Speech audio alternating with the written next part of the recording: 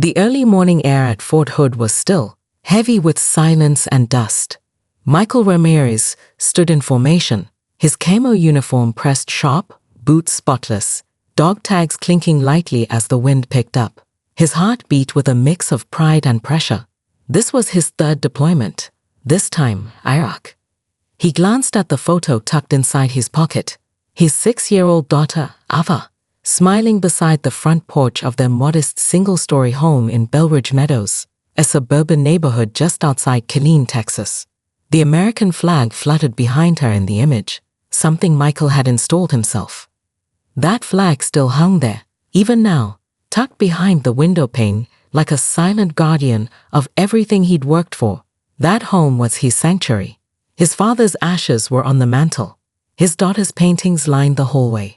That house wasn't just bricks and drywall. It was memory, family, and future. Before leaving, Michael had done everything by the book. Mortgage, paid 3 months ahead. HOA dues, auto pay activated through his bank. Security cameras, syncs to cloud storage. He even called the HOA office personally. Sharon, the board secretary, picked up. "Just making sure everything's good while I'm gone," Michael had said. "You're all set," she replied flatly, clearly bored. "Thanks for your service." He hung up with a strange feeling, something he couldn't quite name, like a draft in a locked room. But with deployment hours away, he pushed their unease aside. As the convoy of military transport trucks pulled out of the base, Michael watched the Texas countryside blur past. Somewhere behind him, his home stood in silence, and somewhere inside it, a small software update was quietly ticking like a time bomb. Back in Belridge Meadows, the HOA board sat in their monthly meeting. A stale pot of coffee steamed beside a tray of untouched cookies. Sharon peered over a list of delinquent accounts printed in red ink. "We've got 3 accounts overdue," she said, tapping her pen on the table. "One's just started accumulating late fees." "Names?" asked Bill, the HOA president. "Couple down the street, and Michael Ramirez," Sharon said, flipping a page. "Last payment. Missed. Total due by next quarter with late fees, $800. "Ramirez." Bill raised an eyebrow. "The soldier?" Sharon shrugged. "Policy's policy." What Sharon didn't mention, not to Bill, not in the meeting minutes, was that the HOA had recently switched online payment platforms.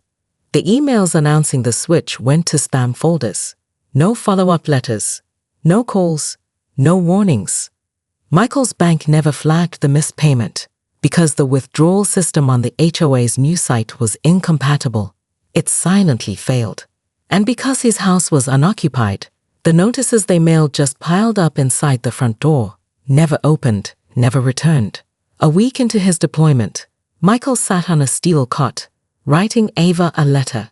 He described the food, terrible, the weather, like a pizza oven, and how he missed her more than he could explain. He folded the letter carefully, slipped it into an envelope, and set it beside his gear. He didn't know that 7,000 miles away, a clerk was drafting the first lien notice against his home. He didn't know that Sharon had already begun processing paperwork, marked non-compliant, expedite. He didn't know the locks to his house would be changed before he ever stepped foot back on U.S. soil. What Michael didn't know was that he was being erased. The days in Iraq were long, hot, and loud. Mortar drills rattled the sand, and Michael Ramirez moved like clockwork, gear on, rifle ready, mind focused. Between patrols, he tried to hold on to fragments of home. When the Wi-Fi allowed, he checked his email.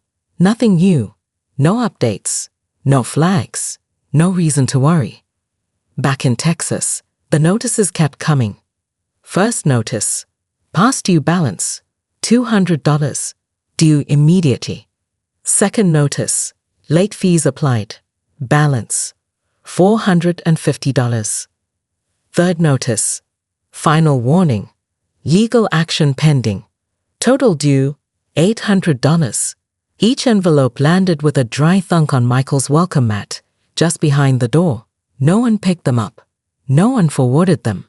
The house stood quiet, blinds drawn. The flag in the window faded slightly from the sun. It looked empty because it was. The HOA knew this. Sharon knew this.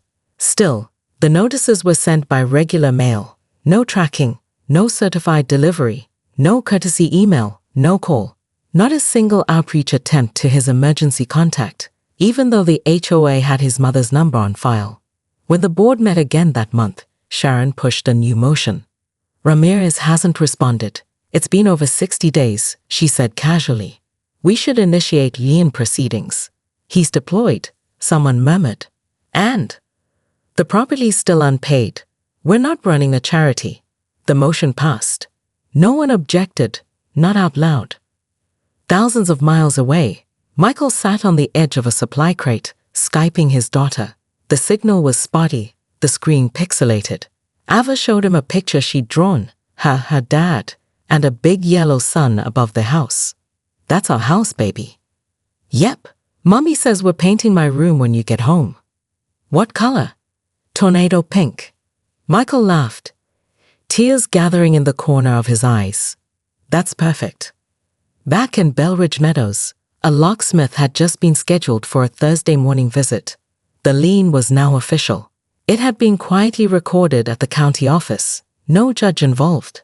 Sharon sent the paperwork to a third-party auction facilitator she used before. It was a simple email. One property ready. Should go cheap. Owners NIA. Cash buyer preferred. But here's where things took a darker turn.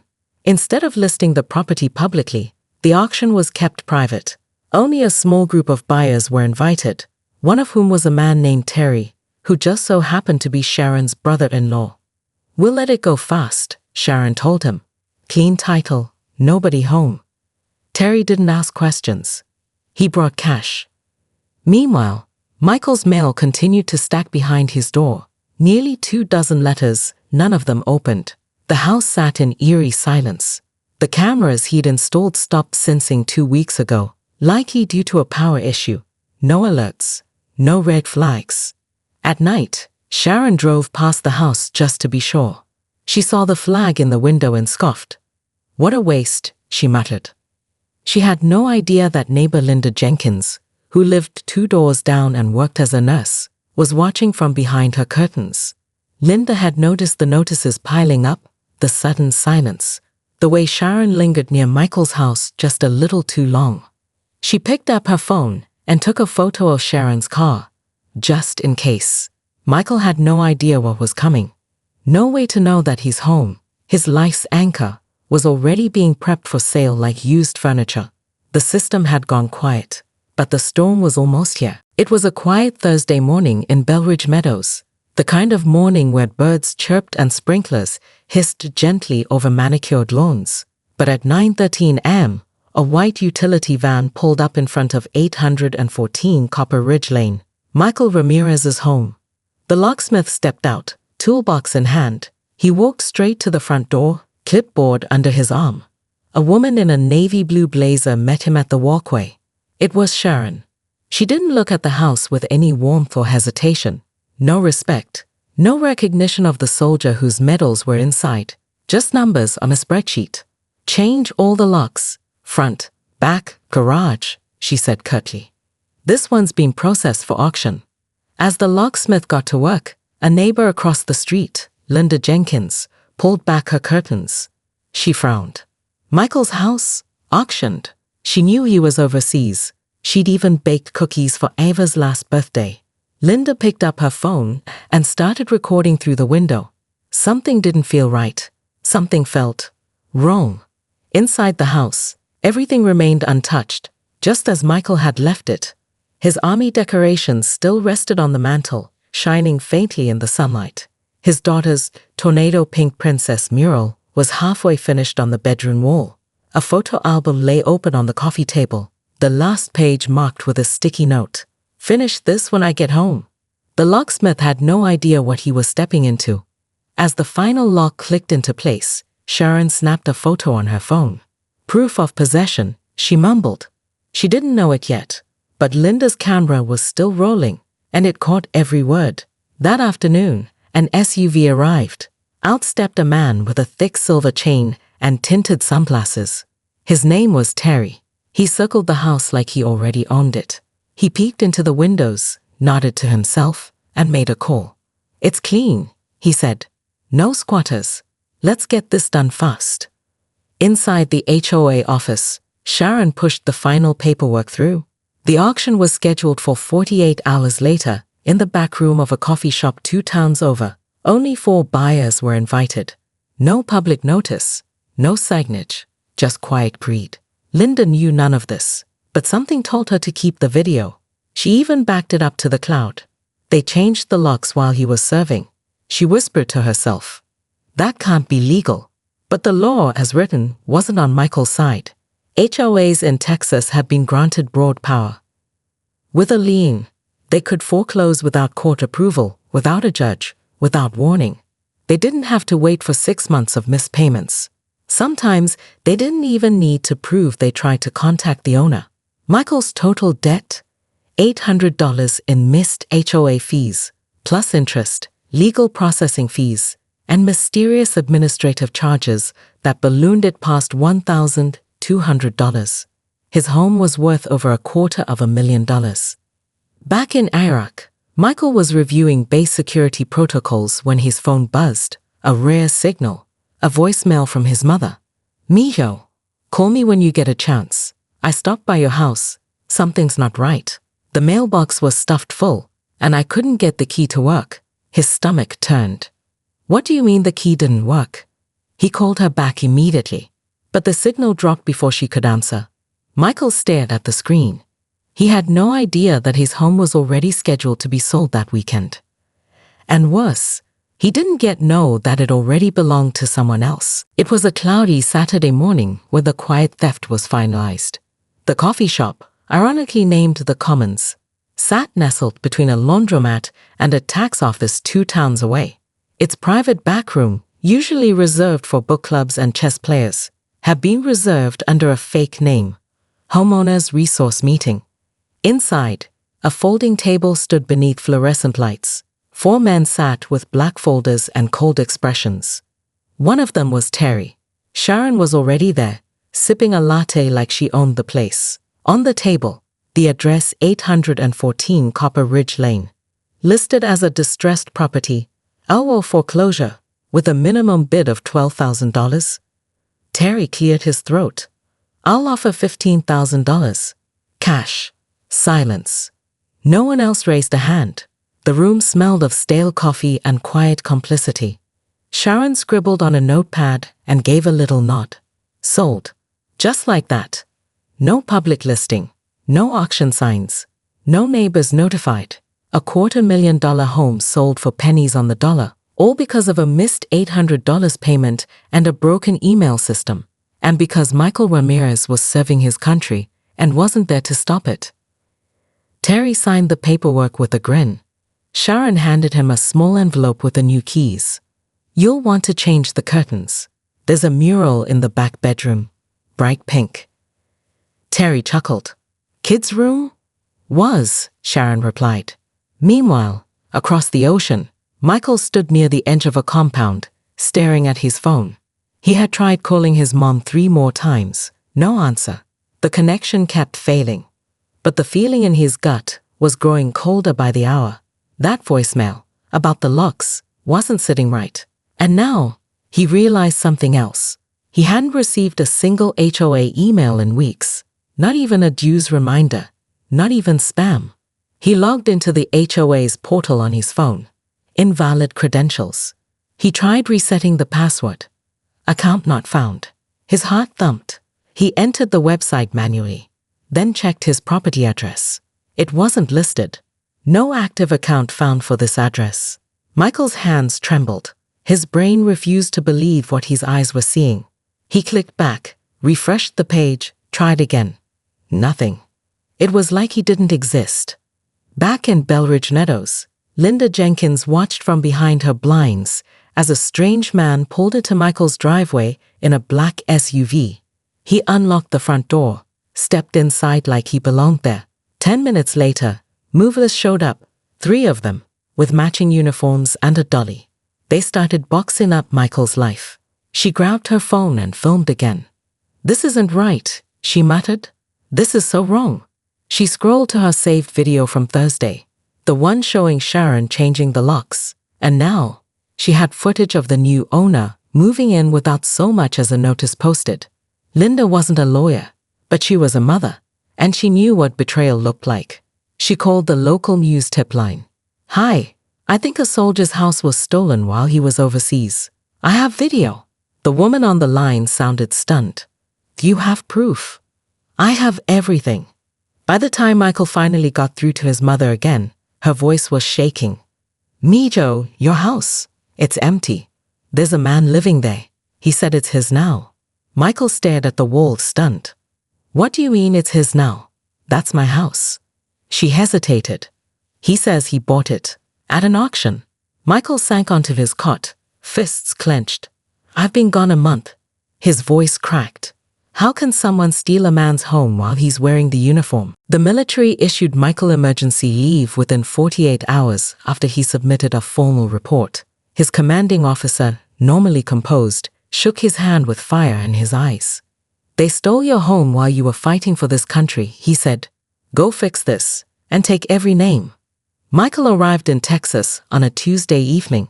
His boots hit the tarmac with a weight heavier than anything he carried in the desert. He'd survived IEDs, firefights, sleepless nights, but nothing prepared him for this homecoming. His mother picked him up from the airport. Her hands trembled on the steering wheel. "Are you okay, Mijo?" "No," he said bluntly. "Not until I walk through my own front door."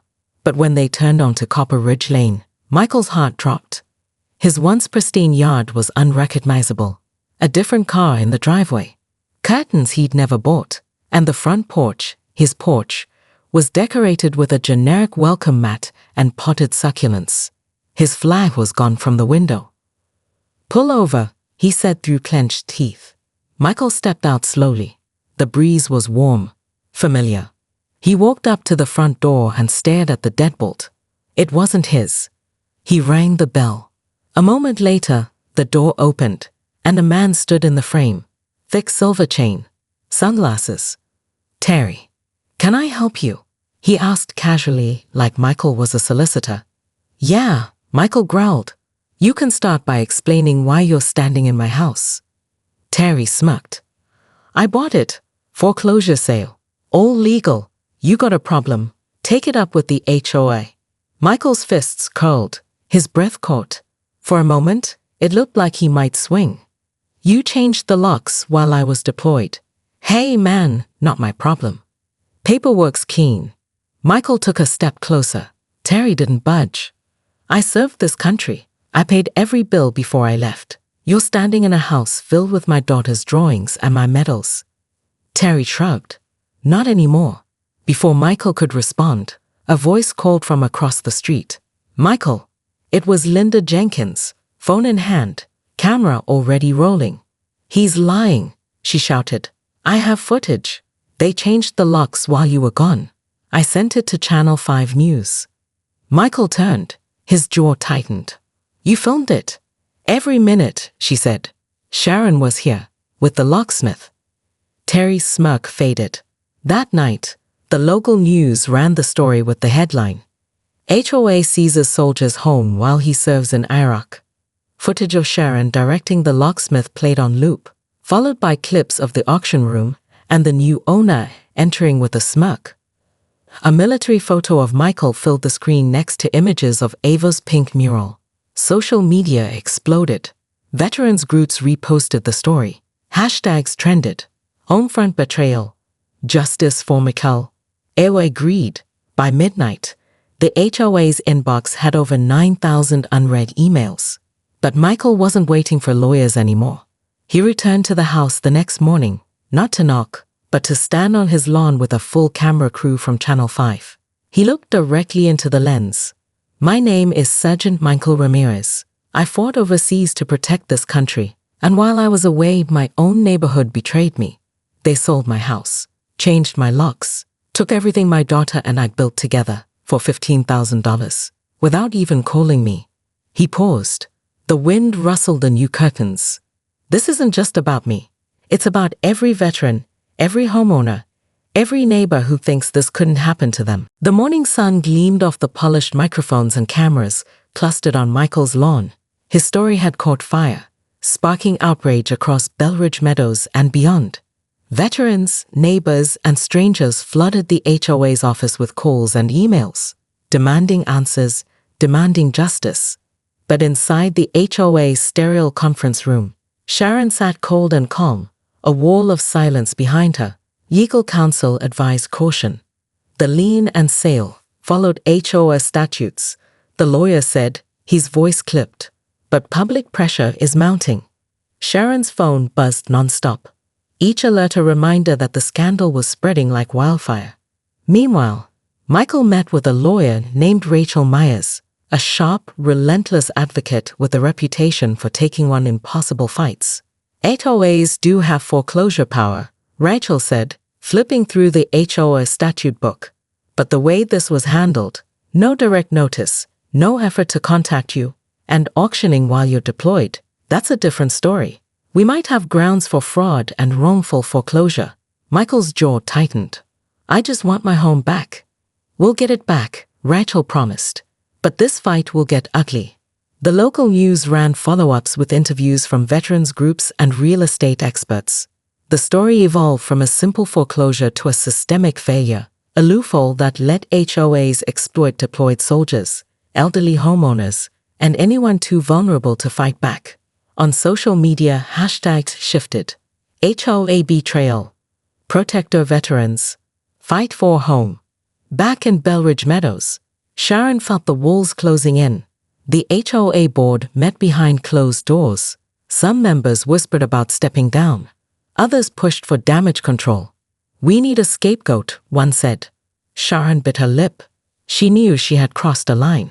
In a surprising twist, Linda Jenkins, the neighbor who'd filmed the locksmith, showed up at Michael's lawyer's office. I want to help, she said firmly. This isn't just about Michael. This is about protecting families. Linda handed over her phone, full of videos and photos. I kept everything safe. Rachel smiled. This will be crucial. The day of the hearing arrived. A packed courtroom buzzed with anticipation. Michael stood tall in his dress uniform, the weight of the stars on his chest heavier than ever. Sharon sat across the room, flanked by her attorney. The judge's voice cut through the silence. This court must decide whether the HOA acted within its rights or abused its power in foreclosure. Evidence was presented, emails, the recorded videos from Linda, testimony from neighbors, and legal arguments from both sides. Michael's lawyer argued passionately. The HOA violated the Service Members Civil Relief Act by failing to provide adequate notice and by selling the home while the owner was deployed in active duty. Sharon's lawyer countered. All HOA procedures were followed according to Texas law. The homeowner was notified through standard channels. But then, a key piece of evidence shocked the courtroom. A leaked internal HOA email chain exposing Sharon's direct involvement with Terry, the auction buyer. Make sure this sale stays quiet, one email read. We don't want Ramirez finding out before it's too late. The judge's eyes narrowed. Whispers filled the room. As the hearing adjourned, the judge promised a ruling soon. Michael felt a cautious hope rising. Outside the courthouse, reporters swarmed. Michael spoke calmly. This fight is for every soldier and family who trusts their community. We're standing up not just for house, but for justice. The courtroom was packed. Journalists, neighbors, and veterans filled the benches, all waiting for the judge to speak. Michael sat rigid, his uniform immaculate, Ava's drawing folded carefully in his breast pocket. The judge cleared his throat. After reviewing all evidence, testimony, and applicable laws, this court finds that the Belridge Meadows HOA acted outside the bounds of its authority. The foreclosure and sale of Sergeant Ramirez's home were wrongful and invalid. Gasps echoed through the room. The sale is hereby reversed. The HOA is ordered to restore all rights to Sergeant Ramirez immediately, including possession of the property and keys. Michael exhaled slowly, relief crashing over him like a tidal wave. Outside, the media frenzy exploded. Cameras flashed as Michael held a press conference on his front lawn. Linda stood by his side, her videos having sparked the investigation that brought the truth to light. "This victory isn't just mine," Michael said, voice steady but raw. "It's for every person who's been silenced, ignored, or betrayed by systems that are supposed to protect them." The crowd erupted into applause, but the victory was bittersweet. A reporter asked, "What about Sharon and the HOA? Will there be consequences?" Michael's eyes darkened. "They need to be held accountable." And hold them accountable they did. A week later, a grand jury indicted Sharon and several HOA board members on charges of fraud, conspiracy, and abuse of power. The local sheriff's office announced raids on HOA offices, uncovering hidden documents and secret bank accounts. Terry, the man who had bought the house, turned out to be a small-time real estate hustler connected to a wider network of corrupt buyers who preyed on vulnerable homeowners. But the biggest shock came when the police uncovered evidence that Sharon had been secretly funneling money from HOA funds into a private account overseas. The funds matched suspicious payments found in the HOA's accounting books, payments no one could explain. At the community meeting that followed, many neighbors expressed shock and outrage. Linda stood up, voice trembling. "I trusted this HOA to protect us. Instead, they stole from us." Michael nodded. "We fought back, but the fight isn't over." That night, as Michael sat alone on his reclaimed porch, he opened the photo album his daughter had started before he left. There was a new note. "Welcome home, Daddy. We're safe now." Tears filled his eyes. He knew the battle had changed him. It had shaken his faith in community, justice, and trust. But it had also lit a fire to protect those who couldn't fight for themselves. Months passed since the courtroom victory. The headlines faded, but Michael's life was far from back to normal.